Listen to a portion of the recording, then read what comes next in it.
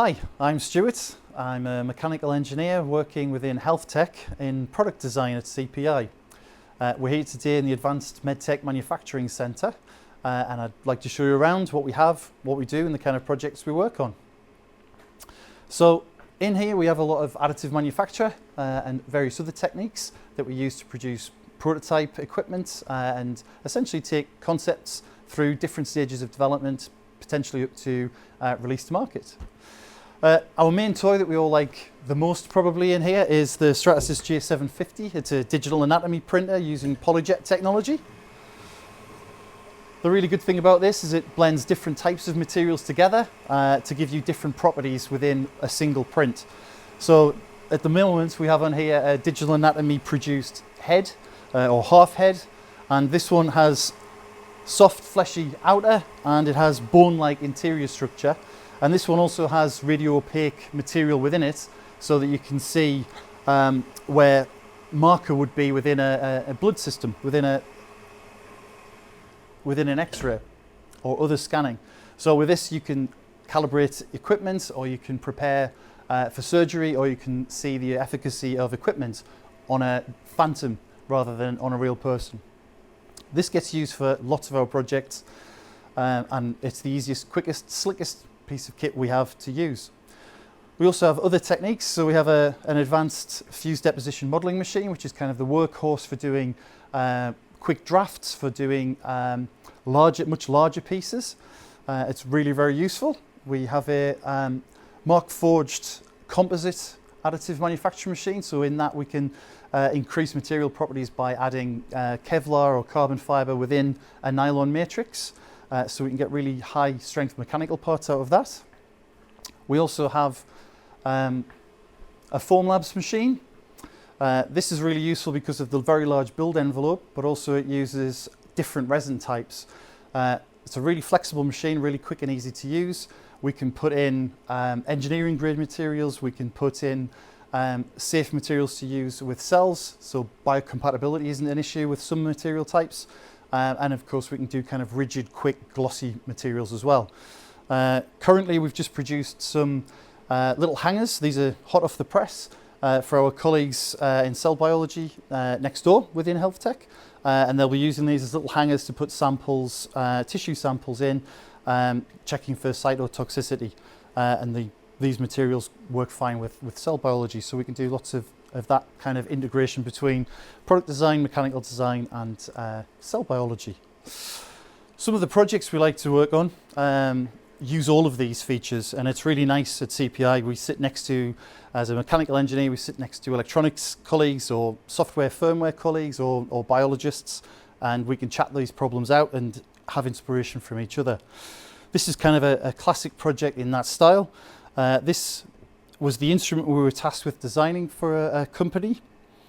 It's essentially a compact fluorescence microscope, and we can see inside the optical components. And what this is to do is to look at a microfluidic chip, much like a PCR chip, but this is of the order of magnitude of 1,000,000 times more sensitive. And you put the chip in the instrument and you look at what's within the microfluidic channels, which was a great project and reasonably straightforward for us, but we did a site visit to make sure that what we were producing was what they really wanted, which it was. But it was quite nice to see the rest of their process. So they were manually making a lot of these chips and producing a lower number per week. Because my background is mechanical engineering and manufacturing, we looked at it from a slightly different perspective, and we could see some really easy wins we could give them. So first of all, we looked at these components, which essentially is a very large scale model of this, so that we could communicate both with the client and then so the client could communicate with their stakeholders of what was happening within the chip. So these parts allowed us to understand what they wanted to happen and how we could potentially streamline that. So we took that work, we've moved it on, and potentially we're now producing a fully additively manufactured microfluidic chip with an embedded filter within it, which we can do. We can pause the printer, embed a filter or a membrane or whatever other component, continue the build and fully encapsulate it. So that was a really nice kind of extension to increase their efficiency. So they've gone from maybe 10 chips a week, taking that up further to hundreds of chips a week. Another part of the whole project was the filling of these chips with a polyacrylamide within the microfluidic channel, and it was quite difficult and it was inconsistent to fill that because the polyacrylamide is partially polymerized.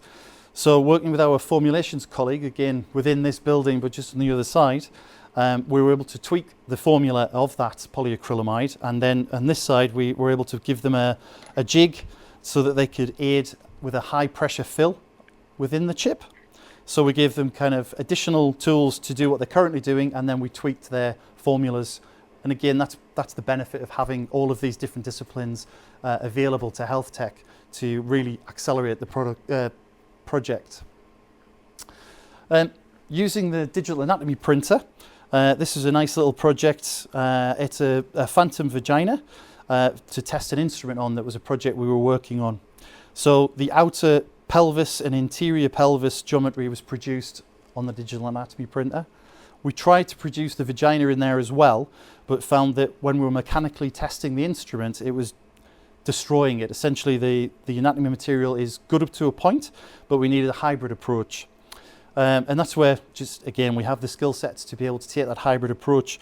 We produced a multi-part collapsible mold, cast a silicon component, which was the vagina interior, and then we inserted that into the rest of the anatomy and then capped it off. And that gave us the very particular material properties we needed internally with the realistic anatomy features outside to understand how the instrument would work. So if you want to talk to us about a product idea from Sketchpad through to a partial product that you want to take further, or you want to take advantage of some of our skills in different areas, come and talk to us. We have, in this lab, we have our colleagues next door that's in flexible printed integrated electronics, so we can incorporate sensors or whatever other technology you need within this kind of product process. Let us know, come and talk to me. If we don't know, then we'll know someone in the business that can help you. So get in touch. Will be details in the email of how to get in touch with whoever you need to speak to. Thanks.